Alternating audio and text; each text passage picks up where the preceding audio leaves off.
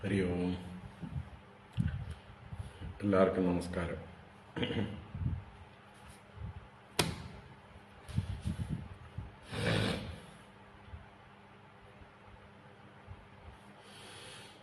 ഓം. ശുക്ലാംബരധരം വിഷ്ണും ശശിവർണം ചതുർഭുജം പ്രസന്നവദനം ധ്യായേത് സർവവിഘ്നോപശാന്തയേ. ഗുരവേ സർവലോകാനാം ഭിഷജേ ഭവരോഗിണാം നിധയേ സർവവിദ്യാനാം ദക്ഷിണാമൂർത്തയേ നമഃ. ജന്മാദ്യസ്യ യതോന്വയാദിതരതശ്ചാർത്ഥേഷ്വഭിജ്ഞസ്വരാട് തേനേ ബ്രഹ്മഹൃദായ ആദികവയേ മുഹ്യന്തി യത്സൂരയഃ. തേജോ വാരിമൃതാം യദാ വിനിമയോ യത്ര ത്രിസർഗോ അമൃഷാ ദാംനാ സ്വേന സദാ നിരസ്തകുഹകം സത്യം പരം ധീമഹി. ധർമ്മഃ പ്രോജ്ജിതകൈതവോത്ര പരമോ നിർമ്മത്സരാണാം സതാം. വേദ്യം വാസ്തവമത്ര വസ്തു ശിവദം താപത്രയോന്മൂലനം. ശ്രീമദ്ഭാഗവതേ മഹാമുനികൃതേ കിം വാ പരൈരീശ്വരഃ. സദ്യോ ഹൃദ്യവരുധ്യതേത്ര കൃതിഭിഃ ശുശ്രൂഷുഭിസ്തൽക്ഷണാത്. നിഗമകൽപതരോർഗളിതം ഫലം സുഖമുഖാദമൃതദ്രവ സംയുതം. പിബത ഭാഗവതം രസമാലയം മുഹുരഹോ രസികാ ഭുവി ഭാവുകാഃ. നാരായണം നമസ്കൃത്യ നരം ചൈവ നരോത്തമം ദേവീം സരസ്വതീം വ്യാസം തതോ ജയമുദീരയേത്. യം പ്രവ്രജന്തമനുപേതമപേതകൃത്യം ദ്വൈപായനോ വിരഹകാതര ആജുഹാവ. പുത്രേതി തന്മയതയാ തരവോഭിനേതുഃ തം സർവഭൂതഹൃദയം മുനിമാനതോസ്മി. യസ്വാനുഭാവമഖിലശ്രുതിസാരമേകം അധ്യാത്മദീപമതിതിദീർഷതാം തമോന്തം. സംസാരിണാം കരുണയാഃ പുരാണഗുഹ്യം തം വ്യാസസൂനുമുപയാമി ഗുരും മുനീനാം. മൂകം കരോതി വാചാലം പങ്കും ലംഘയതേ ഗിരിം. യത്കൃപാതമഹം വന്ദേ പരമാനന്ദമാധവം. യം ബ്രഹ്മാ വരുണേന്ദ്രരുദ്രമരുതഃ സ്തുന്വന്തി ദിവ്യൈസ്തവൈഃ. വേദൈഃ സാംഗപദക്രമോപനിഷദൈഃ ഗായന്തി യം സാമഗാഃ. ധ്യാനാവസ്ഥിതഗദ്ഗതേന മനസാ പശ്യന്തി യം യോഗിനോ. യസ്യാന്തം ന വിദുഃ സുരാസുരഗണാഃ. ദേവായ തസ്മൈ നമഃ. കോമളം കൂജയൻ വേണും ശ്യാമളോയം കുമാരകഃ. വേദവേദ്യം പരം ബ്രഹ്മ ഭാസതാം പുരതോ മമ. ഭൂതൈർമഹദ്ഭിർയയിമാ പുരോ വിഭുഃ നിർമ്മായ ചേതേ യദമൂഷു പൂരുഷഃ. ഭുങ്ക്തേ ഗുണാൻ ഷോഡശ ഷോഡശാത്മകഃ. സോലങ്കൃഷീഷ്ട ഭഗവാൻ വജാംസി മേ. സച്ചിദാനന്ദരൂപായ വിശ്വോത്പത്യാദിഹേതവേ താപത്രയ വിനാശായ ശ്രീകൃഷ്ണായ വയം നുമഃ. കൃഷ്ണായ വാസുദേവായ ഹരയേ പരമാത്മനേ പ്രണതക്ലേശനാശായ ഗോവിന്ദായ നമോ നമഃ. കൃഷ്ണായ വാസുദേവായ ദേവകീനന്ദനായ ച നന്ദഗോപകുമാരായ ഗോവിന്ദായ നമോ നമഃ. നമഃ പങ്കജനാഭായ നമഃ പങ്കജമാലിനേ നമഃ പങ്കജനേത്രായ നമസ്തേ പങ്കജാംഗ്രയേ. പീതാംബരം കരവിരാജിതശംഖചക്രകൗമോദകീ സരസിജം കരുണാസമുദ്രം രാധാസഹായം അതിസുന്ദരമന്ദഹാസം വാതാലയേശമനിശം ഹൃദി ഭാവയാമി. വാതാലയേശമനിശം ഹൃദി ഭാവയാമി.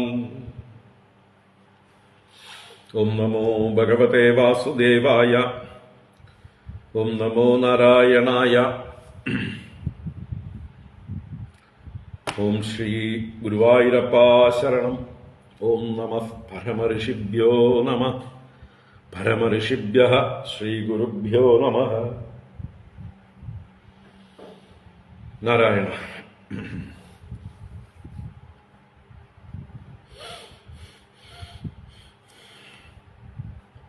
ഹരി ഓം.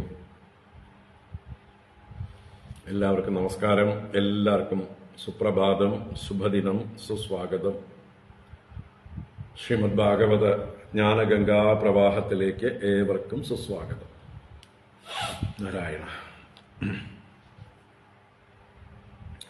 ശ്രീമദ് ഭാഗവത ജ്ഞാനഗംഗ ഇന്ന് നവമസ്കന്ധം 17-ാം അധ്യായത്തിലേക്ക് പ്രവേശിക്കുകയാണ്.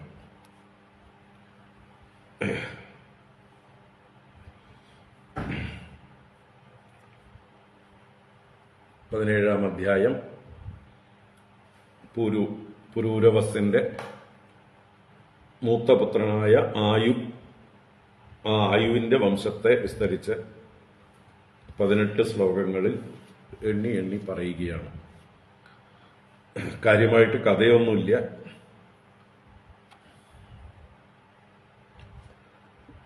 ഇന്നാളുടെ മക്കളായി ഇന്നാളുടെ മക്കളായി എന്ന് പറഞ്ഞ് അങ്ങനെ വരുന്നുണ്ട്.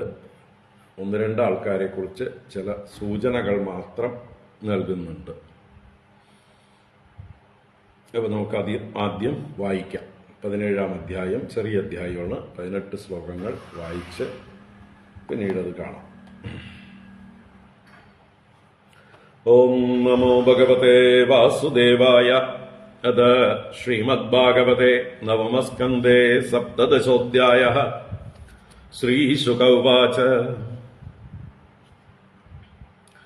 യഃ പുരൂരവസഃ പുത്രഃ ആയുസ്തസ്യാഭവൻ സുതാഃ നഹുഷഃ ക്ഷത്രവൃദ്ധശ്ച രജീ രംഭശ്ച വീര്യവാൻ. അനേനായിതി രാജേന്ദ്ര ശൃണു ക്ഷത്രവൃതോന്വയം. ക്ഷത്രവൃദ്ധസുതസ്യാസൻ സുഹോത്രസ്യാത്മജാസ്ത്രയഃ. കാശ്യഃ കുശോ ഗൃത്സമദ ഇതി ഗൃത്സമദാദഭൂത്. ശുനകഃ ശൗനകോ യസ്യ ബഹ്രുച പ്രവരോ മുനിഃ. കാശ്യസ്യ കാശിസ്തത്പുത്രോ രാഷ്ട്രോ ദീർഘതമഃ ധന്വന്തരിർദൈർഘ്യതമഃ ആയുർവേദപ്രവർത്തകഃ. യജ്ഞഭുക് വാസുദേവാംശഃ സ്മൃതമാത്രാർത്തിനാശനഃ. തൽപുത്രഃ കേതുമാനസ്യ ജജ്ഞേ ഭീമരഥസ്തതഃ. ദിവോദാസോദ്യുമാൻ തസ്മാദ് പ്രതർദന ഇതി സ്മൃതഃ. സ ഏവ ശത്രുജിത് വത്സ ഋതധ്വജ ഇതീരിതഃ. തദാ കുവലയാശ്വേതി പ്രോക്തോ അളർക്കാദയസ്തതഃ. षष्टिवर्षशतानि च नाळर्कादपरो राजन् मेदिनीम् बुभुजये युवा. अलर्कात् सन्ततिस्तस्मात् सुनीधोतः सुकेतनः. धर्मकेतुः सत्यकेतुरजायत.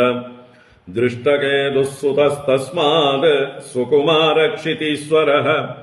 विधिहोत्रस्य भर्गोतो भार्गभूमिरभून्नृपः. इतीमे काशयो भूपाः क्षत्रवृद्धान्वयायिनः. रम्भस्य रभसः पुत्रो गम्भीरश्चाक्रियस्ततः.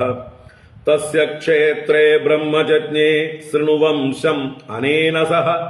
शुद्धस्ततः शुचिस्तस्मात् त्रिककुद्धर्मसारभिः. ततः शान्तरयो जज्ञे कृतकृत्यः स आत्मवान्.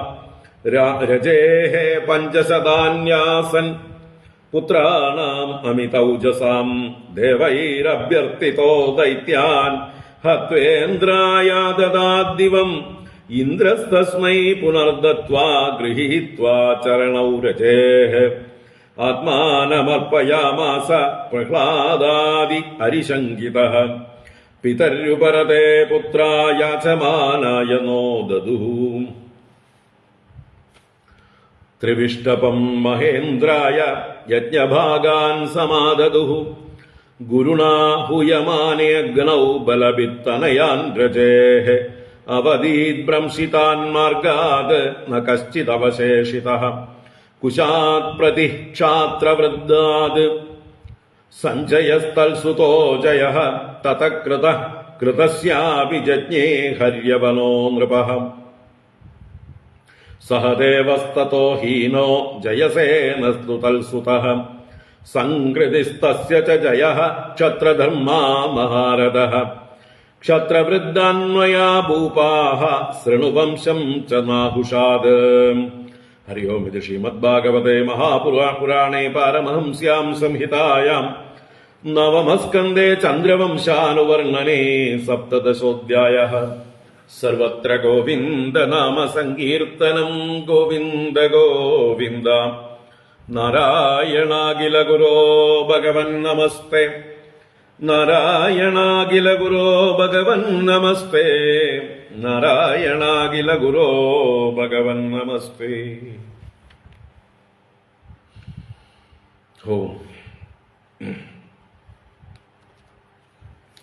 എല്ലാവർക്കും ഒരിക്കൽ കൂടെ നമസ്കാരം, ഒരിക്കൽ കൂടെ സുപ്രഭാതം, സുസ്വാഗതം.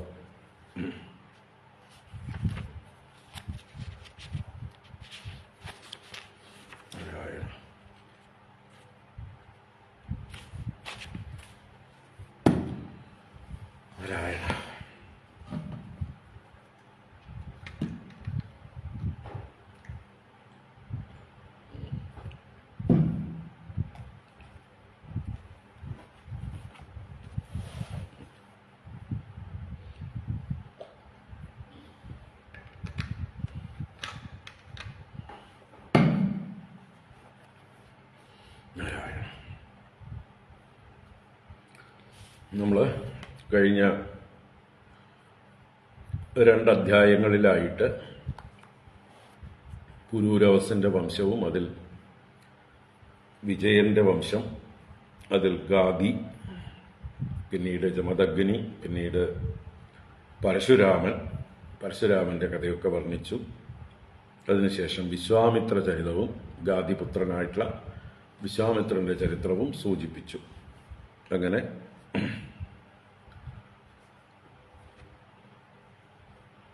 പുരൂരവസിന്റെ 5 പുത്രന്മാരുടെ വംശങ്ങളെക്കുറിച്ച് ചുരുക്കി പറഞ്ഞു. ഇനി ഈ 17-ാം അധ്യായത്തില് പുരൂരവസിന്റെ മൂത്ത പുത്രനായിട്ട് ആയു എന്ന് പറഞ്ഞിരുന്നു. ആയു, ശ്രുതായു മുതലായിട്ടാണ് മക്കളുടെ പേര് പറഞ്ഞത്. അപ്പൊ ആദ്യത്തെ പേര് ആയുവാണ്.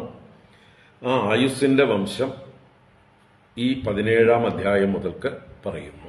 അതിലാണ് പൂരുവംശവും യദുവംശവുമെല്ലാം വരുന്നത്. അപ്പോൾ ഈ നവമസ്കന്ധം അവസാനം വരെയും 24-ാം അധ്യായം വരെയും ഇനി ആയുസ്സിന്റെ വംശമാണ്. അപ്പോൾ അത് ഇത്തിരി വലുതായിട്ട് പറയേണ്ടതുള്ളത് കൊണ്ടാണ് പുരൂരവസിന്റെ മൂത്തപുത്രനായ ആയുസ്സിന്റെ വംശത്തെ അവസാനത്തേക്ക് വെച്ചത്. വലുത് അവസാനം പറയുക, ചെറുതൊക്കെ ആദ്യം പറഞ്ഞു തീർക്കുക, അല്ലേ?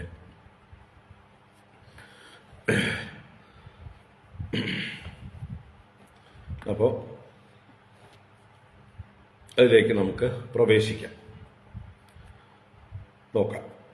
ഓം നമോ ഭഗവതേ വാസുദേവായ. അധ നവമസ്കന്ധേ സപ്തദശോऽധ്യായഃ. ശ്രീശുക ഉവാച. യഃ പുരൂരവസഃ പുത്രഃ ആയുഃ തസ്യാഭവൻ സുതാഃ നഹുഷഃ ക്ഷത്രവൃദ്ധശ്ച രജീ രംഭശ്ച വീര്യവാൻ. ശ്രീശുക ഉവാച.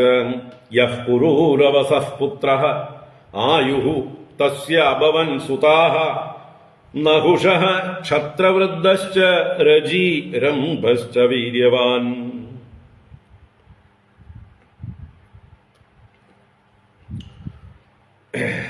ശ്രീ ശുകബ്രഹ്മർഷി ചന്ദ്രവംശ കഥ തുടരുന്നു.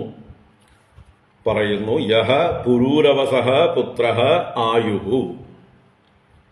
ഏതൊരുവനാണോ പുരൂരവസിന്റെ പുത്രനായ ആയുസ്, തസ്യ അഭവൻ സുതാഃ, അവന് പുത്രന്മാർ ഭവിച്ചു.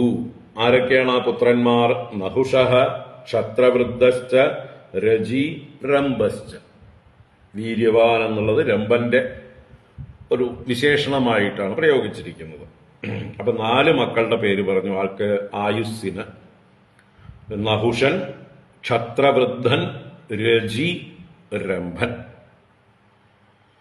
ഇങ്ങനെ വീര്യവാനായ രംഭൻ എന്ന് പറയാം. ആരും മോശക്കാരല്ല, എങ്കിലും രംഭനെ ഒന്നുകൂടെ വിശേഷിപ്പിച്ച് വീര്യവാൻ രംഭ എന്ന് പറഞ്ഞു.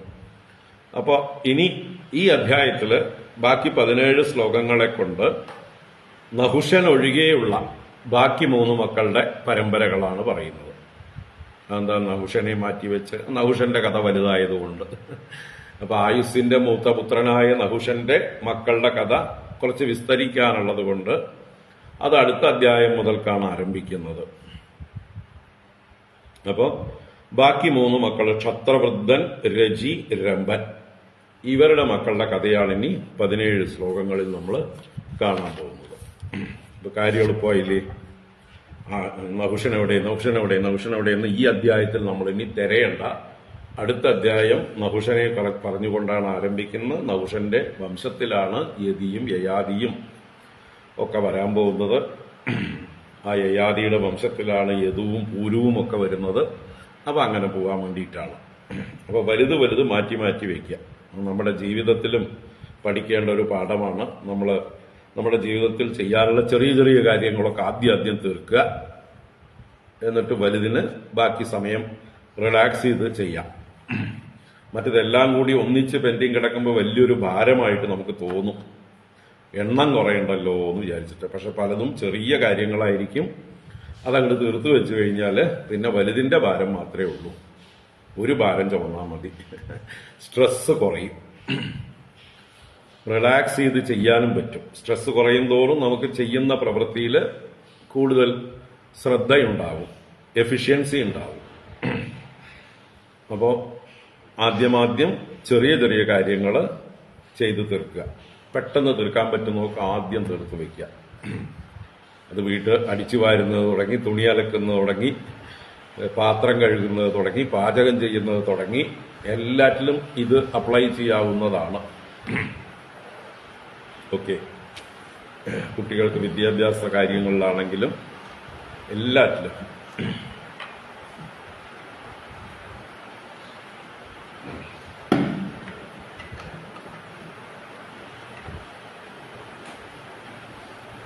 ഓ,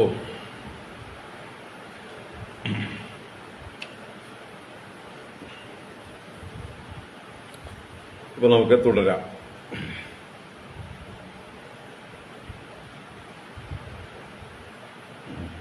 അനേനായിതി രാജേന്ദ്ര ശൃണു ക്ഷത്രവൃതോ അന്വയം ക്ഷത്രവൃദ്ധസുതസ്യാസൻ സുഹോത്രസ്യാത്മജാസ്ത്രയഃ.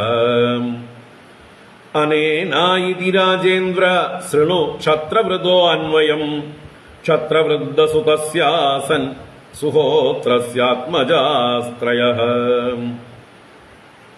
ഇതിലാദ്യം പറയുന്ന പേര് അനേന എന്ന് പറയുന്നുണ്ട്. അനേനസ് എന്നാണ് നമ്മൾ പറയുമ്പോൾ പറയുക.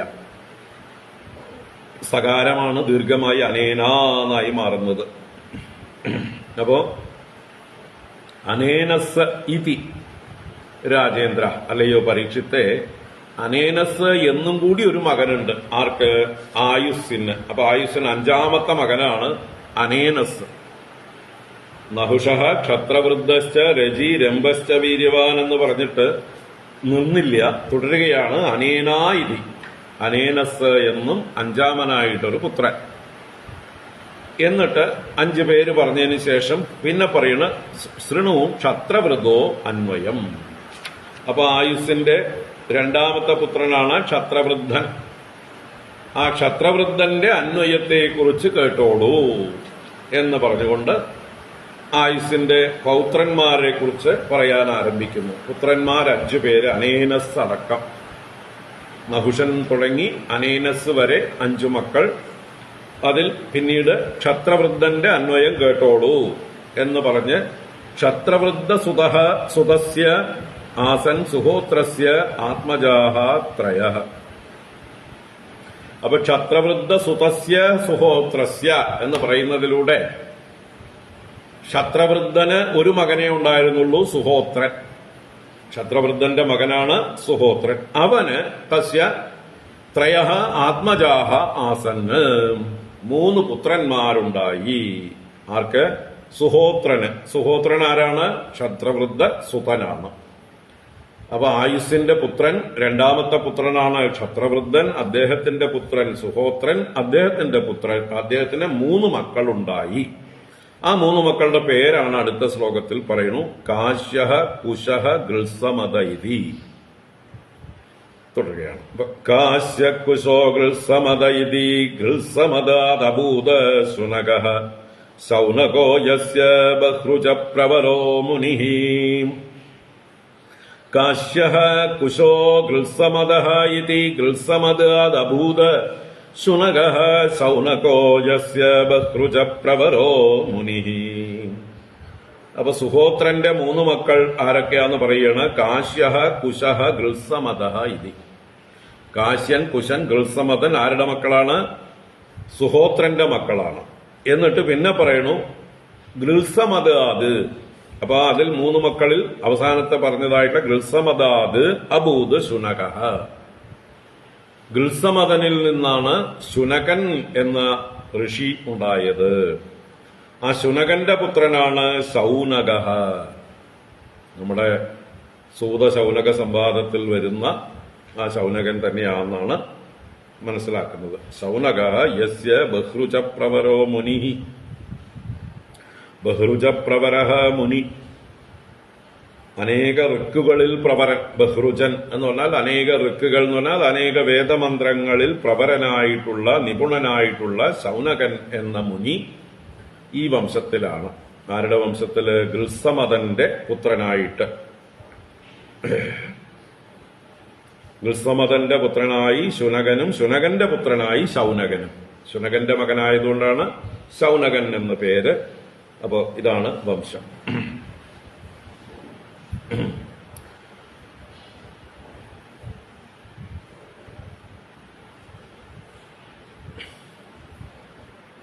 അപ്പോ ഇത് എന്താ പറയുക, ഋക്കുകൾ അറിയുന്നവനായ നിപുണനായ മുനി എന്ന് പറയുന്നതിലൂടെ നമ്മൾ ഊഹിക്കുകയാണ് അദ്ദേഹം ഭൃഗുവംശജാതനാണ്. ഇവിടെ ഭൃഗുവംശവുമായിട്ട് ഭാർഗവ വംശവുമായിട്ട് എങ്ങനെയാ കണക്ഷൻ വരുന്നത് എന്ന് നോക്കി പിടിക്കണം, ട്രേസ് ചെയ്യണം. അതല്ലെങ്കിൽ 2 2 വരും. ഇതല്ല അതെന്നാണെങ്കിൽ 2 2 വരും. 2 ശൗനകന്മാര് ഉണ്ടാവും.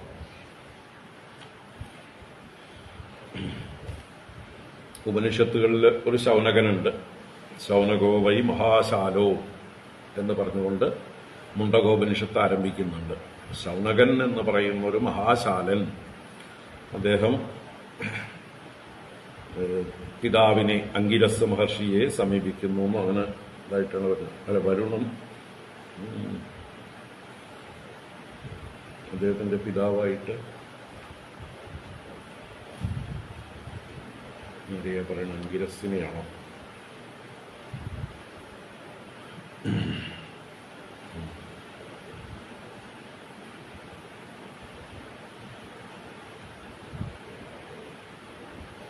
അദ്ദേഹത്തിന്റെ അച്ഛൻ അങ്കിരസ് തന്നെയുണ്ട്.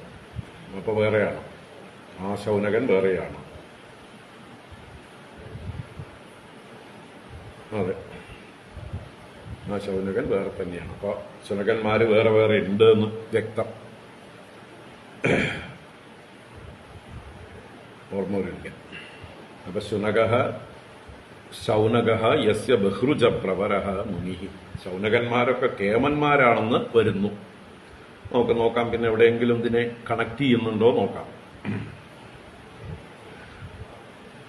അപ്പോൾ ആരുടെ ഗൃത്സമതന്റെ പുത്രൻ ശുനകൻ, ശുനകന്റെ മകൻ ശൗനകൻ എന്ന് പറഞ്ഞു. ഇനി ക്ഷത്രവൃദ്ധന്റെ മറ്റു മക്കളെ കാശ്യനും കുശനും ഉണ്ട്. അവരുടെ കഥ പറയുന്നു.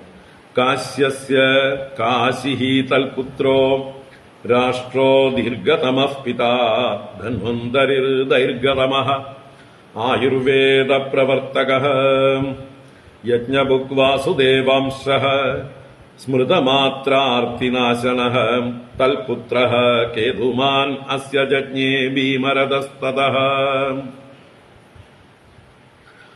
അപ്പൊ കാശ്യസ്യ കാശിഹി തൽപുത്രോ രാഷ്ട്രോ ദീർഘതമഃ പിതാ ധന്വന്തരിർ ദൈർഘതമഃ ആയുർവേദ പ്രവർത്തകഃ യജ്ഞഭുക് വാസുദേവാംശഃ സ്മൃതമാത്രാർത്തിനാശനഃ തൽപുത്രഃ കേതുമാൻ അസ്യ ജജ്ഞേ ഭീമരഥസ്തതഃ. കാശ്യസ്യ കാശിഹി. അപ്പോ സുഹോത്രന്റെ 3 മക്കളിൽ മൂത്തവൻ കാശ്യൻ. ആ കാശ്യന്റെ പുത്രനായിട്ട് കാശി, അവന്റെ പുത്രൻ തത്പുത്രഃ രാഷ്ട്രഃ. അവന്റെ പുത്രന്റെ പേര് കാശ്യന്റെ പുത്രൻ കാശി, കാശിയുടെ പുത്രൻ രാഷ്ട്രൻ. അവൻ ആരാണ്? ദീർഘതമഃ പിതാ എന്ന് പറയുന്നത്. ഈ രാഷ്ട്രൻ ദീർഘതമസിന്റെ പിതാവാണ് എന്ന് പറയുന്നതിലൂടെ രാഷ്ട്രന്റെ പുത്രനാണ് ദീർഘതമൻ എന്ന് പരോക്ഷമായി പറഞ്ഞതാണ്. അപ്പൊ രാഷ്ട്രന്റെ പുത്രൻ ദീർഘതമൻ. ദീർഘതമന്റെ പുത്രനായിട്ട് ദൈർഘതമഃ, ദീർഘതമന്റെ പുത്രനാണ് ദൈർഘതമൻ എന്ന് വിശേഷിപ്പിക്കപ്പെടുന്നത്. ആരാ? പേരെന്താ? ധന്വന്തരി. ദൈർഘതമൻ ആണ്, ദീർഘതമന്റെ പുത്രനാണ് ധന്വന്തരി. ആയുർവേദ പ്രവർത്തക, ആയുർവേദത്തെ പ്രചരിപ്പിച്ചവനായിട്ടുള്ള ധന്വന്തരി എന്ന ആ ആചാര്യൻ ദീർഘതമന്റെ പുത്രനാണ്. ദീർഘതമന്റെ പുത്രനായതുകൊണ്ട് ദൈർഘതമൻ എന്ന് വിശേഷിപ്പിക്കുന്നു. ധന്വന്തരി എന്ന് നാമധേയം. അത് ആരാന്ന് പിന്നെ അടുത്ത ശ്ലോകത്തിൽ തുടരുകയാണ്. യജ്ഞഭുക് വാസുദേവാംശഃ സ്മൃതമാത്ര ആർത്തിനാശനഃ. യജ്ഞഭുക്കാണ്. ധന്വന്തരിക്ക് യജ്ഞത്തിൽ ഭാഗം അനുവദിച്ചിരിക്കുന്നു, വിധിച്ചിരിക്കുന്നു. അപ്പൊ ഹോമങ്ങൾ, യജ്ഞങ്ങളിലൊക്കെ ധന്വന്തരിക്ക് എന്താ പറയുക, യജ്ഞഭാഗം ഉണ്ട്. അതുകൊണ്ട് തന്നെ വാസുദേവാംശഃ എന്ന് പറഞ്ഞതുകൊണ്ട് തന്നെ 2 അല്ല എന്ന് വരുന്നു. 2 ധന്വന്തരിയല്ല, വാസുദേവാംശഃ. അതേ ധന്വന്തരി തന്നെയാണ് അമൃത കലശവുമായി അവിടെ പാലാഴിയിൽ നിന്ന് പൊങ്ങി വന്നത് എന്ന് പറയാം. ഇപ്പോ ചന്ദ്രനാണെങ്കിലും ലക്ഷ്മിയാണെങ്കിലും ഒക്കെ പാലാഴിയിൽ നിന്ന് പൊങ്ങി വരുന്നില്ലേ, അതുപോലെ പൊങ്ങി വന്നു എന്ന് കരുതിയാൽ മതി. യഥാർത്ഥത്തിൽ ആ ധന്വന്തരി ആരുടെ മകനാണ് എന്നുള്ളത് ഇവിടെ ദീർഘതമന്റെ മകനാണ്, വാസുദേവാംശനാണ്, യജ്ഞഭുക്കാണ്, സ്മൃതമാത്ര ആർത്തിനാശനനാണ്. സ്മൃതമാത്രം, ആരെ സ്മരിച്ചാലാണോ ആർത്തി നശിക്കുന്നത്. ആർത്തി എന്ന് പറഞ്ഞാൽ ദുഃഖങ്ങള്, രോഗപീഠ നശിക്കും എന്നർത്ഥം. അമൃതമദനത്തിലുണ്ടായ ധന്വന്തരിയല്ല എന്ന് നമുക്ക് പറയേണ്ട ആവശ്യമില്ല. കാരണം ലക്ഷ്മി ദേവി ഇപ്പോൾ പല ഭാഗത്തുനിന്നും ഉണ്ടായി വരും. ലക്ഷ്മി ദേവി നേരത്തെ ഉള്ള ദേവി തന്നെയാണ്. എല്ലാ ഐശ്വര്യങ്ങളും നഷ്ടപ്പെട്ടപ്പോ, 3 ലോകങ്ങളുടെ ഐശ്വര്യം നഷ്ടപ്പെട്ടപ്പോൾ ലക്ഷ്മി ദേവി അപ്രത്യക്ഷയായി പിന്നീട് പാലാഴിയിൽ നിന്ന് പൊങ്ങി വന്നു. പാലാഴിയിൽ നിന്ന് പൊങ്ങി വന്നതുകൊണ്ട് പാലാഴി മാതാ, പാലാഴിമാ എന്നൊക്കെ അല്ലെ ദേവിക്ക് പേര് കിട്ടി. പലരുടെയും മകളായിട്ട് ലക്ഷ്മി പിന്നീട് അവതരിക്കുന്നു. അപ്പൊ അതുപോലെ ധന്വന്തരി എന്നുള്ളത് ഏകനായിട്ട് തന്നെ നമ്മൾ എടുക്കാം. ഇവിടെ വാസുദേവാംശഃ എന്ന് പറഞ്ഞതുകൊണ്ടും ആരെ സ്മരിച്ചാലാണോ ദുഃഖം, രോഗങ്ങൾ ശമിക്കുന്നത്, രോഗപീഠ നശിക്കുന്നത്, സ്മൃതമാത്ര ആർത്തിനാശനഃ എന്നും വാസുദേവാംശഃ എന്നും യജ്ഞഭുക്ക് എന്നും വിശേഷിപ്പിച്ചതുകൊണ്ട് ദ്വിതീയ ധന്വന്തരിഹി എന്നെടുക്കേണ്ട കാര്യം ഇല്ല. 1 and the same എന്നെടുക്കുന്നതാണ് ഉത്തമം. കൺഫ്യൂഷൻ ഇല്ലാതിരിക്കാം. നമ്മുടെ മനസ്സിലാണ് എല്ലാ കൺഫ്യൂഷനും. നമ്മളായിട്ട് കൺഫ്യൂഷൻ ഉണ്ടാക്കാതിരുന്നാൽ മതി.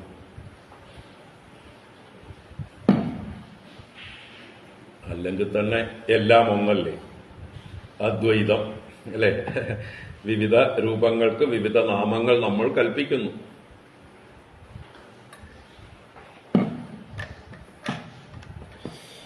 അപ്പൊ പിന്നെ എല്ലാറ്റിനെയും നമുക്ക് ഒന്നാക്കാൻ നോക്കാം, രണ്ടാക്കാൻ നോക്കണ്ട, പലതാക്കാൻ നോക്കണ്ട. എന്തായാലും വാസുദേവാംശനും യജ്ഞബുക്കുമായിരിക്കുന്ന സ്മരിച്ചാൽ രോഗദുഃഖങ്ങളെ നശിപ്പിക്കുന്നവനായിട്ടുള്ള ധന്വന്തരി ദൈർഘതമനാണ്. തൽപുത്ര കേതുമാൻ അസ്യ ജജ്ഞേ ഭീമരഥ. അപ്പൊ തൽപുത്ര കേതുമാൻ, ഈ ധന്വന്തരിയുടെ പുത്രനായിട്ടാണ് കേതുമാൻ എന്ന് പറയുന്നു. അവന്റെ പുത്രനായിട്ട് ജജ്ഞേ ഭീമരഥസ്തത, അവനിൽ നിന്ന് ഭീമരഥൻ ജനിച്ചു. അപ്പൊ ഭീമരഥൻ ദിവോദാസോദ്യുമാൻ തസ്മാത് പ്രദർദന ഇതി സ്മൃതഃ സയേവ ശത്രുജിത് വത്സ ഋതധ്വജ ഇതീരിതഃ തഥാ കുവലയാശ്വേതി പ്രോക്താളർക്കാദയസ്തതഃ. ദിവോദാസോദ്യുമാൻ തസ്മാത് പ്രദർദന ഇതി സ്മൃതഃ സയേവ ശത്രുജിത് വത്സ ഋതധ്വജ ഇതീരിതഃ തഥാ കുവലയാശ്വേതി പ്രോക്തോ അളർക്കാദയസ്തതഃ. ദിവോദാസഃ, ആരിൽ നിന്ന്? ഭീമരഥ എന്ന് പറഞ്ഞ് നിർത്തി തതഹ എന്ന് അവിടെ തന്നെ പറഞ്ഞിരുന്നു അല്ലെ? തത്പുത്ര കേതുമാൻ അസ്യ ജജ്ഞേ ഭീമരഥ തതഹ ദിവോദാസഃ. ആ തതഹ ഇവിടേക്ക് കണക്ട് ചെയ്യാനുള്ളതാണ്.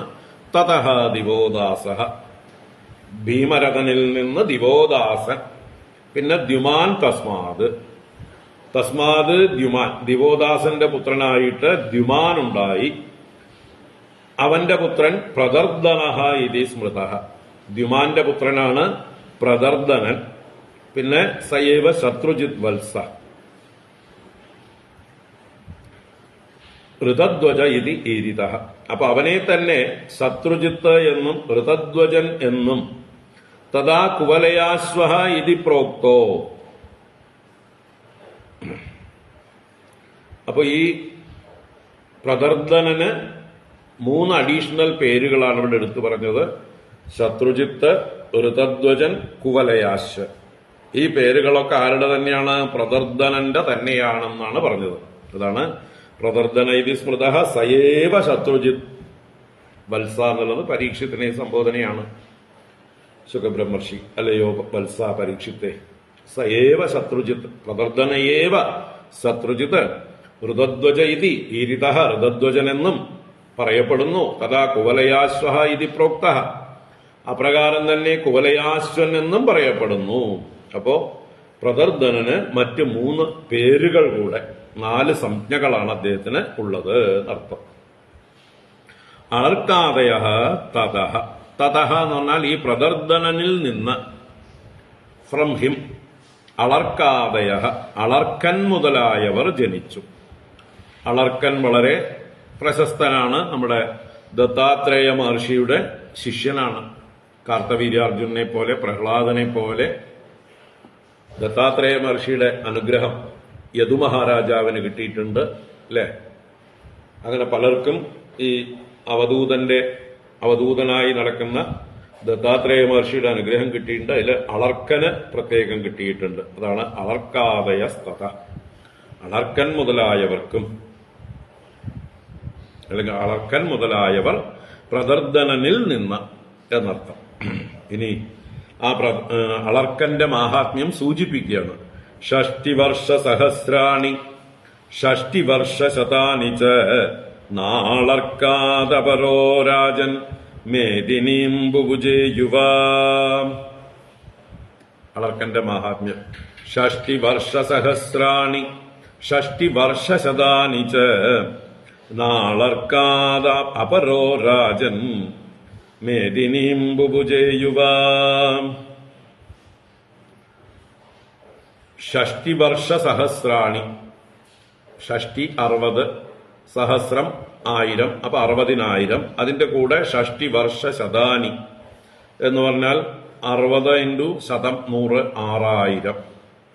അപ്പൊ 60,000 60,000 കൂടിയാൽ എത്രയായി? 66,000. 66,000 വർഷങ്ങൾ, സംവത്സരങ്ങൾ, വർഷസഹസ്രങ്ങൾ. ന അളർക്കാത് അപരോ മേദിനീം ബുഭുജേ യുവ.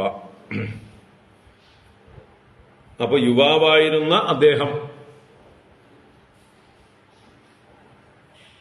ഈ ഭൂമിയെ ഭുജിച്ചുകൊണ്ടേയിരുന്നു. മേദിനീം ബുഭുജേ യുവ.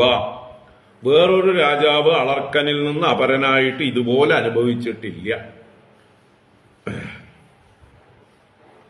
അല്ലെങ്കിൽ അദ്ദേഹം ഭരിക്കുന്ന കാലത്ത് വേറൊരാള് ഭൂമിയെ ഭുജിച്ചിട്ടില്ല. അളർക്കനാണ് 66,000 സംവത്സരങ്ങൾ ഭൂമിയെ ഏകാധിപതിയായി അല്ലെങ്കിൽ സാർവഭൗമ ചക്രവർത്തിയായി യുവാവായി ഭുജിച്ചു എന്ന് പറയണം.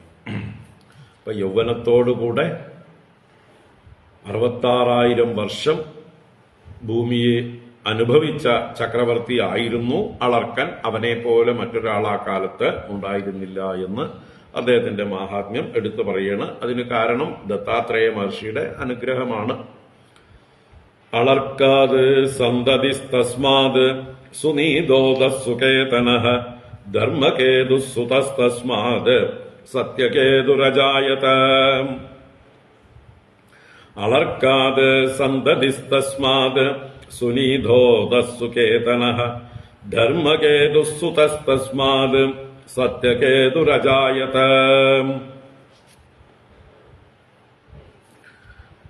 അളർക്കാത് സന്തതി. അളർക്കന്റെ പുത്രന്റെ പേര് സന്തതി. അവനിൽ നിന്ന് തസ്മാത് സുനീത. അവനിൽ നിന്ന് സുനീതൻ എന്ന പുത്രൻ. സന്തതിയുടെ പുത്രനാണ് സുനീതൻ. അധ സുകേതനഃ. അവന്റെ പുത്രൻ സുകേതനൻ. സുനീതന്റെ പുത്രൻ സുകേതനൻ. ധർമ്മകേതു സുതസ്തസ്മാത്. തസ്മാത് സുതഃ ധർമ്മകേതു. അപ്പൊ സുകേതനന്റെ പുത്രനാണ് ധർമ്മകേതു. പിന്നീട് സത്യകേതു അജായത.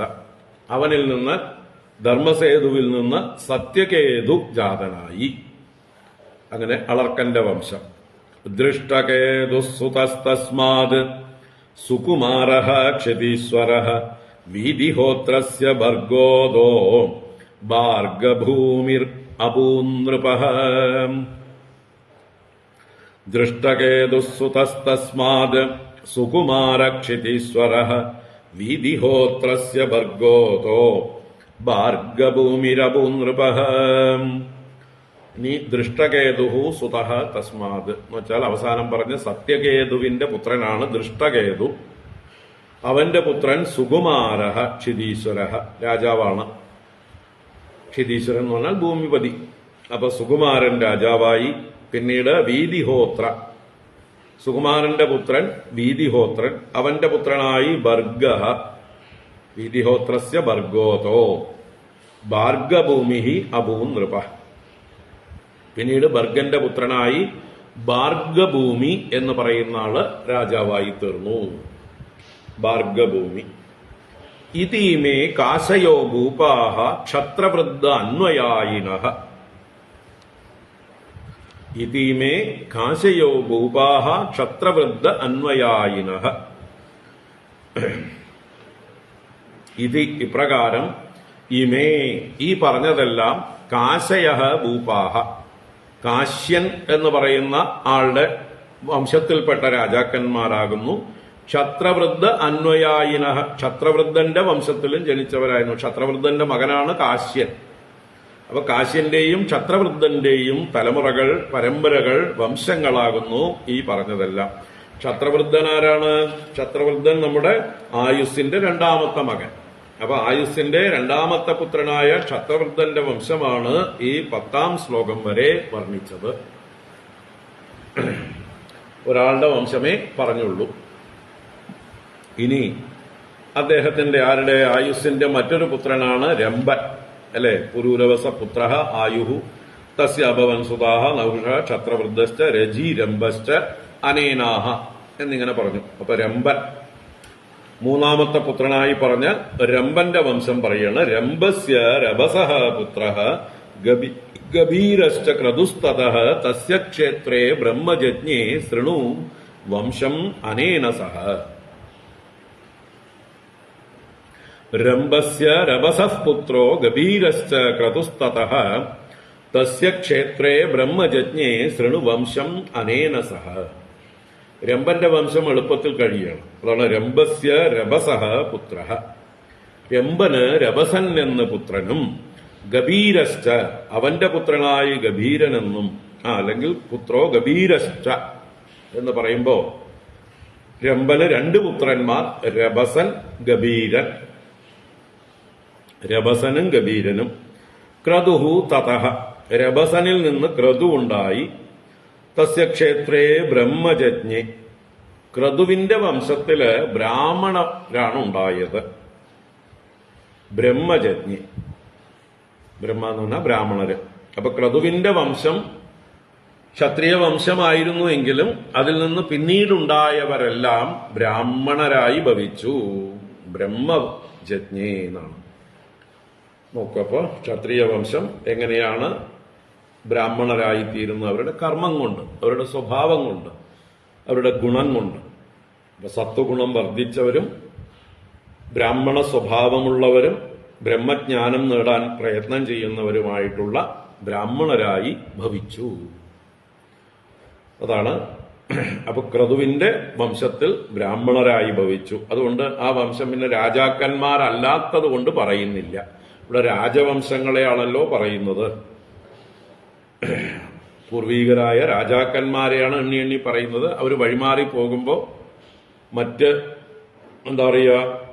ധർമ്മങ്ങൾ സ്വീകരിക്കുമ്പോൾ, മറ്റു വർണ്ണധർമ്മങ്ങൾ സ്വീകരിക്കുമ്പോൾ അവരെ പിന്നെ അവരുടെ പാട്ടിന് വിടുന്നു. ക്ഷത്രിയന്മാരുടെ വംശം, മുഖ്യമായ രാജാക്കന്മാരുടെ വംശം മാത്രം നമ്മൾ പിന്തുടരുന്നു. അപ്പൊ അതുകൊണ്ട് രംഭന്റെ പുത്രൻ രഭസും ഗഭീരനും, അവർ രംഭനിൽ നിന്ന് രഭസനിൽ നിന്ന് ക്രതുവിന്റെ വംശം ബ്രാഹ്മണ വംശം. പിന്നെ പറയണു ശൃണുവംശം അനേന സഹ. അനേന എന്ന് ആയുസിന്റെ അഞ്ചാമത്തെ പുത്രന്റെ പേര് പറഞ്ഞു. അപ്പൊ അവന്റെ വംശം അതാണ് അനേന സഹ വംശം ശൃണു എന്നർത്ഥം. അനേനസിന്റെ വംശത്തെക്കുറിച്ച് കേട്ടോളൂ. ആയുസിന്റെ അഞ്ചാമത്തെ പുത്രന്റെ വംശത്തെക്കുറിച്ച് കേട്ടോളൂ. ശുദ്ധഃ തതഃ ശുചിസ്തസ്മാത് ത്രികകുത് ധർമ്മസാരഥിഃ തതഃ ശാന്തരയോ ജജ്ഞേ കൃതകൃത്യഃ സ ആത്മവാൻ.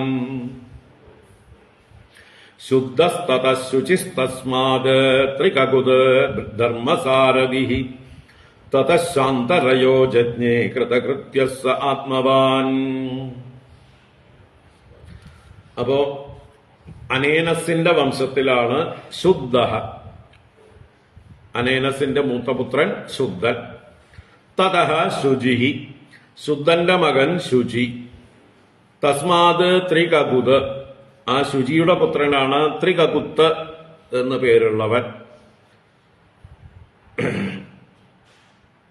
ത്രികകുത്ത് അവന് ധർമ്മസാരഥി എന്നും കൂടി പേരുണ്ട്. ത്രികകുത് ധർമ്മസാരഥി എന്ന് ഒരാളെ തന്നെയാണ് പറയുന്നത്. ധർമ്മസാരഥി എന്നും കൂടി അറിയപ്പെടുന്ന ത്രികകുത്ത്. ത്രികകുത്ത് ത്രികഴുത്തായിരിക്കാം, 3 കഴുത്തുള്ളവനായിരിക്കോ, ത്രിശിരസ്സായിരിക്കോ. എന്തുകൊണ്ടാണ് ത്രികകുത്ത് എന്ന് പേരുള്ളത് എന്നറിയില്ല. എന്തായാലും ധർമ്മസാരഥിയാണ്.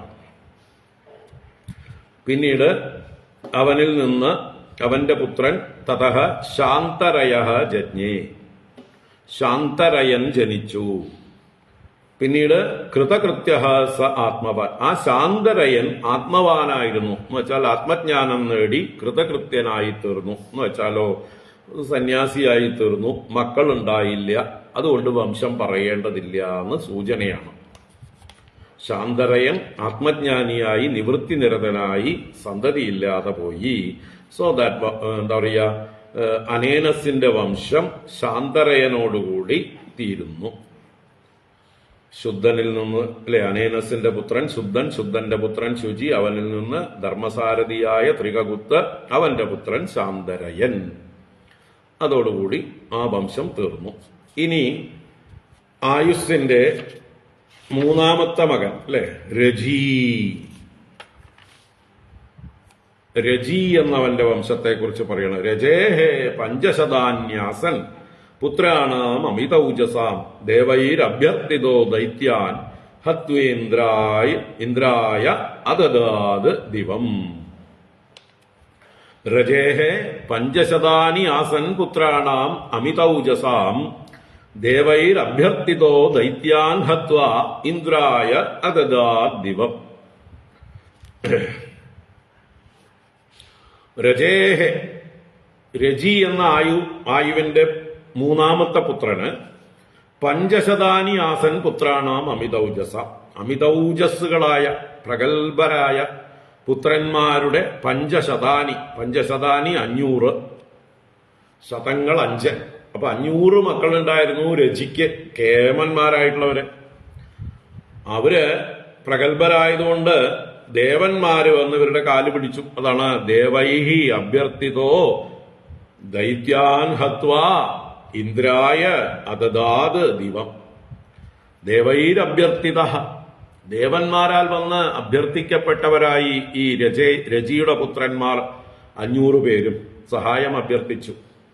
അങ്ങനെ അവര് വന്നിട്ട് എന്ത് ചെയ്തു? ദൈത്യാൻ ഹത്വ, അസുരന്മാരെ ഹനിച്ചിട്ട് ഇന്ദ്രായ ദിവം അതദാത്, ഇന്ദ്രനായിക്കൊണ്ട് ദേവലോകത്തെ ദാനം ചെയ്തു. അപ്പോ രജിയുടെ പുത്രന്മാർ 500 പേര് കേമന്മാരായിരുന്നു, പ്രഗത്ഭരായിരുന്നു, വീരന്മാരായിരുന്നു. അവരെ ഇന്ദ്രാദി ദേവന്മാർ ശരണം പ്രാപിച്ചു. അവർ അസുരന്മാരെ വധിച്ച് ദേവലോകം ഇന്ദ്രന് വീണ്ടെടുത്തു കൊടുത്തു. പക്ഷെ പിന്നീടെന്തായി? ഇന്ദ്രസ്തസ്മൈ പുനർദത്വാ ഗൃഹീത്വാ ചരണൗ രജേഹേ ആത്മാനമർപ്പയാമാസ പ്രഹ്ലാദാദ്യനിശങ്കിതഃ പിതര്യുപരതേ പുത്രാഃ യാചമാനായ നോദദുഃ ത്രിവിഷ്ടപം മഹേന്ദ്രായ യജ്ഞഭാഗാൻ സമാദദുഃ ഗുരുണാഹൂയമാനേഗ്നൗ ബലഭിത്തനയാൻ രജേഃ അവധീത് ഭ്രംശിതാൻ മാർഗാത് ന കശ്ചിദവശേഷിതഃ. 500 പേരുടെ കഥയാണ് ഈ പറഞ്ഞത്. അവരുടെ കഥ കഴിഞ്ഞു. 500 പേരുടെ കഥ 3 ശ്ലോകം കൊണ്ട് കഴിഞ്ഞു. എന്താ പറഞ്ഞത്? ഇന്ദ്രസ്തസ്മൈ പുനർദത്വാ ഗൃഹീത്വാ ചരണൗ രജേഹേ ആത്മാനമർപ്പയാമാസ പ്രഹ്ലാദാദ്യനിശങ്കിതഃ.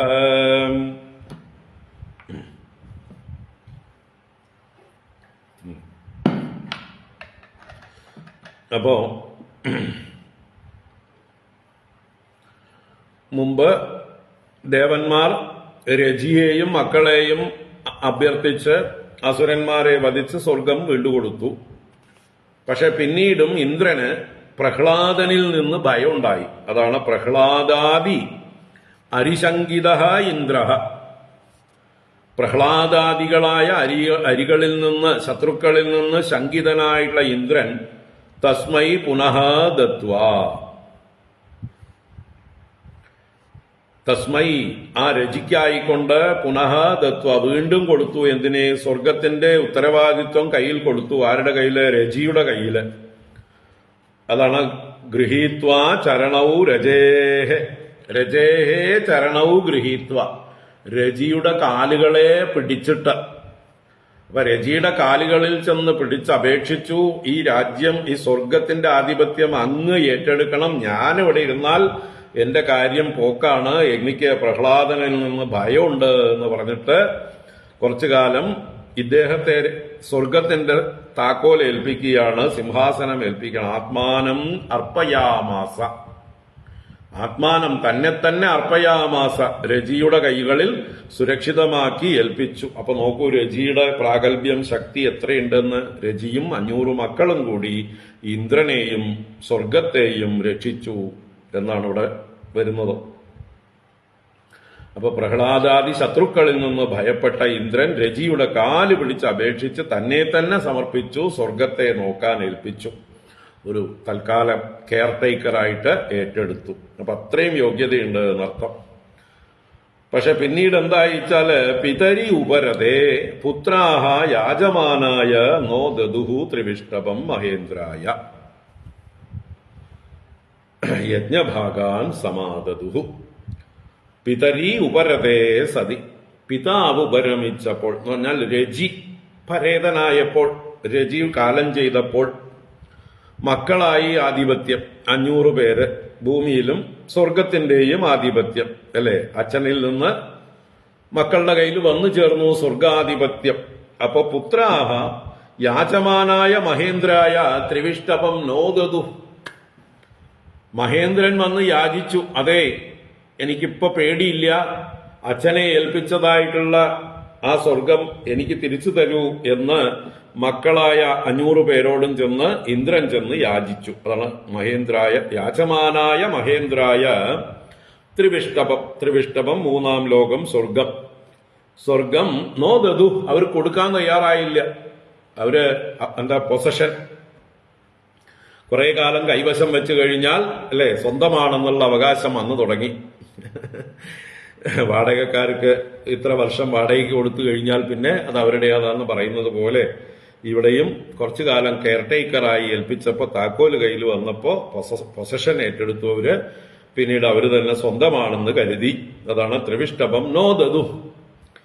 യജ്ഞഭാഗാൻ സമാദതു. മാത്രമല്ല ഇന്ദ്രനായിട്ടും മറ്റ് ദേവന്മാർക്കായിട്ടും സമർപ്പിക്കുന്ന യജ്ഞഭാഗങ്ങളെ സ്വാഹ സ്വാഹ എന്ന് പറഞ്ഞ് സ്വർഗത്തിലേക്ക് വരുന്ന പാർസലൊക്കെ സമാദതു. ഈ രജിയുടെ മക്കൾ അവര് സ്വയം സ്വീകരിക്കാൻ തുടങ്ങി. വരുന്ന സമ്മാനങ്ങളൊക്കെ ഞങ്ങളുടേതാണെന്ന് കരുതി എല്ലാം അവർ ഭുജിച്ചു എന്നർത്ഥം. യജ്ഞഭാഗാൻ സമാദതു. അപ്പൊ നമ്മുടെ ഇന്ദ്രൻ പിന്നെ നിവൃത്തിയില്ലാതെ ബൃഹസ്പതിയോട് ചെന്ന് കംപ്ലൈന്റ് പറഞ്ഞു. ബൃഹസ്പതി അതിന് വേണ്ട പരിഹാരം ചെയ്തു. അതാണ് ഗുരുണാഹുയമാനഗ്നൗ ബലഭിത്തനയാൻ രജേഹ അവധീത് ഭ്രംസിതാൻ മാർഗാത് ന കശ്ചിത് അവശേഷിതഃ. ബലഭിത്ത് ആരാ? ബലഭിത്ത് ബലാരി ബലരിപു. ബലൻ എന്ന അസുരനെ വധിച്ചവൻ ബലഭിത്ത് ഇന്ദ്രൻ. ഇന്ദ്രൻ അവിടെ ചെന്ന് അപേക്ഷിച്ചു ഗുരുവിന്റെ അടുത്ത്. ബൃഹസ്പതിയോട് പറഞ്ഞു. അപ്പൊ ഗുരുണാ ഹൂയമാനേ അഗ്നൗ. ഗുരു ഒരു ഹോമം ചെയ്ത് അഗ്നിയില് ഹോമിച്ച് ആവാഹനം ചെയ്തു. ആരെ? രജേഹേ തനയാൻ. രജിയുടെ പുത്രന്മാർ 500 പേരെയും ഹൂയമാനേ അഗ്നൗ അവധീത് വധിച്ചു എന്നർത്ഥം. അവരെ അങ്ങട് ബൃഹസ്പതി ഒരു യാഗം ചെയ്ത് ആ ഹോമകുണ്ടത്തിലേക്ക് ഇവരെ അങ്ങട് ആവഹിച്ച് അതിലങ്ങട് ഹോമിച്ചു. എന്താ കാരണം? ഭ്രംശിതാൻ മാർഗാത്. ധർമ്മമാർഗത്തിൽ നിന്ന് ഭ്രംശിച്ചവരായതുകൊണ്ട്, വഴിതെറ്റി സഞ്ചരിച്ചവർ. ഏൽപ്പിച്ച ഇത് തിരിച്ചേൽപ്പിക്കാതെ ധിക്കാരം പറഞ്ഞു, അഹങ്കാരം പ്രകടിപ്പിച്ചു, അത്യാഗ്രഹം കാണിച്ചു. അപ്പൊ മാർഗത്തിൽ നിന്ന് ഭ്രംശിച്ചത് ആയതുകൊണ്ട് മാർഗാത് ഭ്രംശിതാൻ ന കശ്ചിത് അവശേഷിതഃ. ന കശ്ചിത് ഒരുവൻ പോലും അവശേഷിച്ചില്ല. അപ്പൊ 500 പേരും ഇവിടെ ഹോമത്തിൽ ചാരമായി പോയി. അത് അവരുടെ പ്രവൃത്തി ദോഷം കൊണ്ട് സംഭവിച്ചു. അപ്പൊ പിന്നെ ഇനിയിപ്പോ ആ വംശം പറയേണ്ടതില്ലല്ലോ അല്ലെ. രജിയുടെ വംശത്തിന്റെ പണിയും കഴിഞ്ഞു, അങ്ങനെ നശിച്ചു. ഇനി നമ്മുടെ ക്ഷത്രവൃദ്ധന്റെ മക്കള് പറഞ്ഞപ്പോ അതിൽ കാശ്യൻ, കുശൻ, ഗൃത്സമതൻ എന്ന് 3 പേരെ പറഞ്ഞിരുന്നു. അതിൽ ഗൃത്സമതന്റെയും കാശ്യന്റെയും മക്കളെ പറഞ്ഞിരുന്നു, കുശനെ പറഞ്ഞിരുന്നില്ല. ആ കുശന്റെ വംശം ഇവിടെ 17-18 ശ്ലോകങ്ങളിൽ പറയണം. കുശാത് പ്രതി ക്ഷാത്രവൃദ്ധാത് സഞ്ജയസ്തൽസുതോ ജയഃ തതകൃതഃ കൃതസ്യാഭിജജ്ഞേ ഹര്യശ്വകോ നൃപ സഹ ദേവസ്തതോ ഭീമോ ജയസേനസ്തു തൽസുതഃ സംകൃതിസ്തസ്യ ച ജയഃ ക്ഷത്രധർമാ മഹാരഥഃ ക്ഷത്രവൃദ്ധാന്വയാ ഭൂപാഃ ശൃണു വംശാംശ്ച നാഹുഷാൻ. കുശാത് പ്രതിഃ ക്ഷാത്രവൃദ്ധാത് സഞ്ജയഃ തൽസുതോ ജയഃ തതഃ കൃതഃ കൃതസ്യാപി ജജ്ഞേ ഹര്യശ്വകോ നൃപ. ക്ഷാത്രവൃദ്ധാത് കുശാത് പ്രതിഹി. ക്ഷാത്രവൃദ്ധൻ എന്ന് പറഞ്ഞാൽ ക്ഷത്രവൃദ്ധൻ എന്ന് പറഞ്ഞ ആളുടെ മകനാണ് ക്ഷാത്രവൃദ്ധനായ കുശൻ. ക്ഷത്രവൃദ്ധന്റെ മകൻ കുശൻ. അപ്പൊ ക്ഷാത്രവൃദ്ധാത് കുശാത്, ക്ഷത്രവൃദ്ധന്റെ പുത്രനായ കുശനിൽ നിന്ന് പ്രതിഹി, പ്രതി എന്ന പുത്രനുണ്ടായി. പിന്നീട് സഞ്ജയഃ തൽസുതോ, ആ പ്രതിയിൽ നിന്ന് സഞ്ജയൻ, പ്രതിയുടെ പുത്രനായിട്ട് സഞ്ജയൻ. പിന്നീട് തതോ ജയഃ, അവനിൽ നിന്ന് ജയൻ, സഞ്ജയന്റെ പുത്രനായി ജയൻ. തതഃ കൃതഃ, ജയന്റെ പുത്രനായി കൃതൻ. കൃതസ്യാഭിജജ്ഞേ ഹര്യശ്വകോ, കൃതസ്യ ഹര്യശ്വകഃ, കൃതന്റെ പുത്രനായിട്ട് ഹര്യശ്വകൻ ജനിച്ചു. അപ്പോ ക്ഷാത്രവൃദ്ധന്റെ രണ്ടാമത്തെ പുത്രനായ കുശനിൽ നിന്ന് സഞ്ജയൻ, അവന്റെ പുത്രൻ ജയൻ, അവനിൽ നിന്ന് കൃതൻ, കൃതന്റെ പുത്രൻ ഹര്യശ്വകൻ. പിന്നെ സഹദേവസ്തോ ഭീമോ ജയസേനസ്തു തൽസുതഃ സംഹൃതിസ്തസ്യ ച ജയഃ ക്ഷത്രധർമാ മഹാരഥഃ. ക്ഷത്രവൃദ്ധാന്വയോ ഭൂപാഃ, ക്ഷത്രവൃദ്ധാന്വയാ ഭൂപാഃ ശൃണു വംശാശ്ച നാഹുഷാൻ. അപ്പൊ ഹര്യശ്വകനാണ് പറഞ്ഞു നിർത്തിയത്. സഹദേവഃ തതഃ, ഹര്യശ്വകനിൽ നിന്ന് സഹദേവൻ. തതോ ഭീമഃ, സഹദേവന്റെ പുത്രനായി ഭീമൻ. ജയസേനസ്തു തൽസുതഃ, ഭീമന്റെ പുത്രനായി ജയസേനൻ. തസ്യ സംകൃതി, അവന്റെ പുത്രനായി സംകൃതി. ഇനി അവന്റെ പുത്രനായി തസ്യ ച ജയഃ, അവന്റെ പുത്രനായിട്ട് ജയനുണ്ടായി. അവൻ ക്ഷത്രധർമാ മഹാരഥഃ, ക്ഷത്രധർമ്മത്തിൽ മഹാരഥനായിരുന്നു.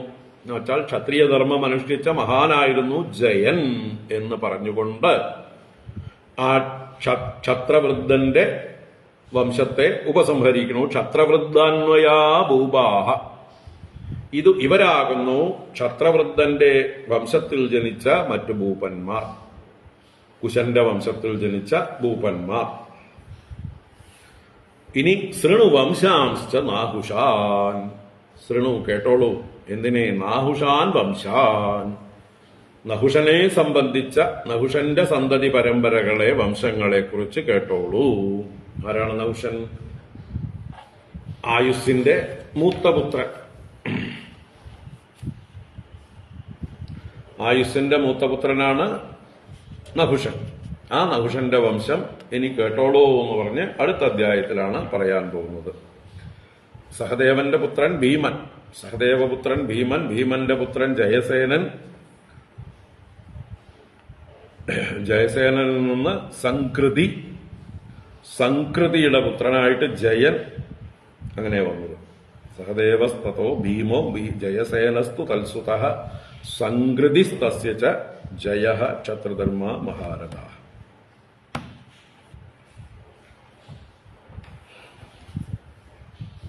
അപ്പൊ ഇങ്ങനെ നഹുഷൻ ഒഴികെയുള്ള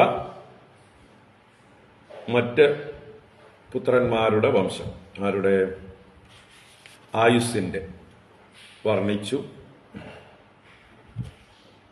ഹീനൻ എന്നുള്ള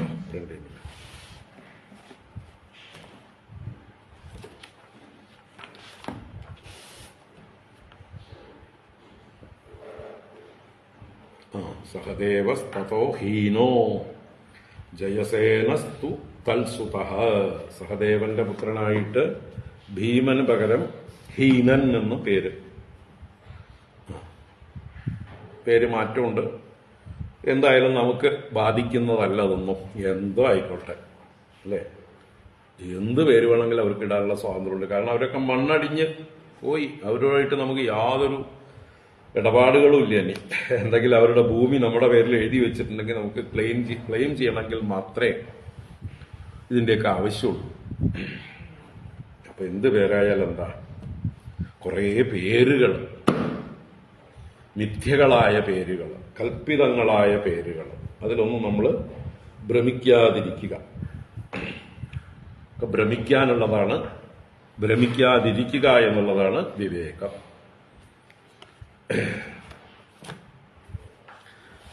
വല്ല ക്യുസിലൊക്കെ ചോദിക്കുമ്പോഴാണ് നമുക്ക് വികല്പങ്ങൾ രണ്ടായിട്ട് എഴുതി കൊടുക്കേണ്ടി വരിക. ഹീനനെന്നും ഭീമനെന്നും പേരുണ്ട്. ആദ്യം ചോദിക്കേണ്ടത് സഹദേവൻ ഏത് സഹദേവൻ എന്ന് ചോദിക്കേണ്ടി വരും. കുറേ സഹദേവന്മാരുണ്ട് അല്ലെ, പല വംശങ്ങളിലായിട്ട്. അപ്പൊ അതിൽ ഏത് സഹദേവന്റെ പുത്രനെയാണ് ചോദിക്കുന്നത് എന്ന് ചോദിച്ചാൽ, ഇതാണ് ഈ സഹദേവനെയാണ് കുശവംശത്തിലെയാണ് ഉദ്ദേശിച്ചതെങ്കിൽ അയാളുടെ പുത്രൻ ആയിട്ട് ഹീനൻ എന്നും അയാൾക്ക് ഭീമൻ എന്നും രണ്ട് പാഠഭേദങ്ങളുണ്ട്. രണ്ടാണെങ്കിലും എനിക്ക് മാർക്ക് തരണം എന്ന് പ്രത്യേകം പറഞ്ഞു കൊടുക്കുക. അത്രേ വേണ്ടു. കുസ്സൊക്കെ കുട്ടികൾക്കുള്ളതാണ്, കൊച്ചു കുട്ടികൾക്കുള്ളതാണ്. അതിലൊന്നും വലിയ ആൾക്കാർ പങ്കെടുക്കുന്നത് തമാശയാണ്. ഇന്നലെ എനിക്ക് ആരൊക്കെയോ എവിടെയോ നടക്കുന്ന വിദ്യാലയത്തിൽ നടക്കുന്ന കുറെ ക്വസ്റ്റ്യനെയർ ഇട്ട് തന്നിട്ട് ഇതിന്റെയൊക്കെ ഉത്തരം പറഞ്ഞു തരുമോ, സമ്മാനം കിട്ടും എന്ന് പറഞ്ഞു. ഞാൻ പറഞ്ഞു, നിങ്ങൾക്ക് ഇത് പഠിക്കാനുള്ള അവസരമാണ്. പഠിച്ചിട്ട് അടുത്ത ക്വിസ് വരുമ്പോൾ, ചോദ്യങ്ങൾ വരുമ്പോൾ സ്വയം ഉത്തരം പറയാൻ സന്നദ്ധരാവുക. അല്ലാതെ കോപ്പി അടിച്ചോ അല്ലെങ്കിൽ ഷോർട്ട് കട്ട് നോക്കിയോ ഉത്തരം പറഞ്ഞു തരല് ഞങ്ങളുടെ പണിയല്ല എന്ന് പറഞ്ഞു. അങ്ങനെയുള്ള ഉത്തരങ്ങളൊന്നും എന്റെ കയ്യിൽ നിന്ന് ആർക്കും കിട്ടില്ല. സമ്മാനം കിട്ടാൻ വേണ്ടിയിട്ടുള്ള ഉത്തരങ്ങളൊന്നും നമ്മളെ കയ്യിൽ നിന്ന് കിട്ടില്ല. പോയി പണി നോക്കാൻ പറയും. പഠിച്ചിട്ട് വരും. നിങ്ങൾ സമ്മാനത്തിന് അർഹരല്ല, പിന്നെ എങ്ങനെ സമ്മാനം മേടിക്കുക? അതുകൊണ്ട് സമ്മാനം വേണമെങ്കിൽ പഠിച്ചിട്ട് എഴുതി സമ്മാനം മേടിക്കൂ. വല്ലവരിടത്തും ചുളുവില് സമ്പാദിച്ചിട്ട് സമ്മാനം മേടിക്കേണ്ട ആവശ്യമില്ല. അതുകൊണ്ട് ഇതൊക്കെ നിങ്ങളോട് കൂടിയാ പറയുന്നത്. ഇങ്ങനെയുള്ള വല്ല ക്വിസിലും പങ്കെടുത്തോണ്ട് ചോദ്യം ചോദിച്ചോണ്ട് എന്റെ അടുത്തേക്ക് വരരുത്.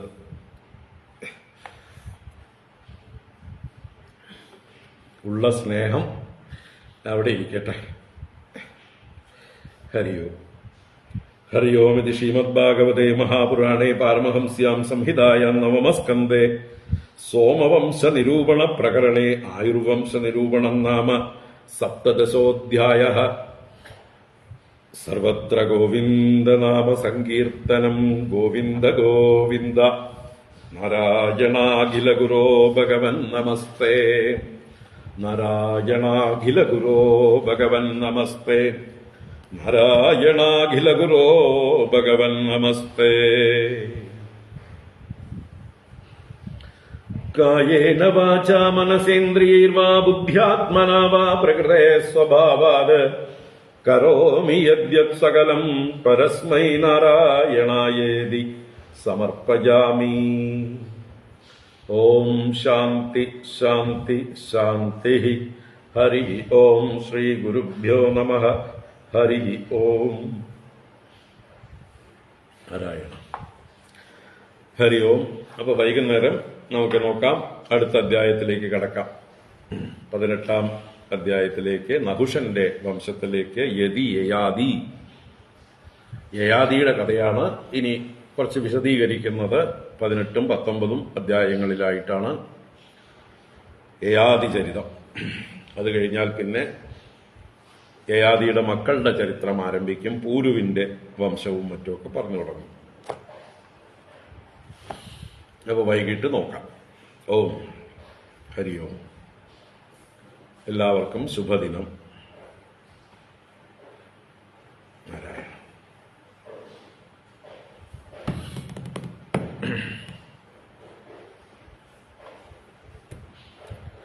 ഹരി ഓം.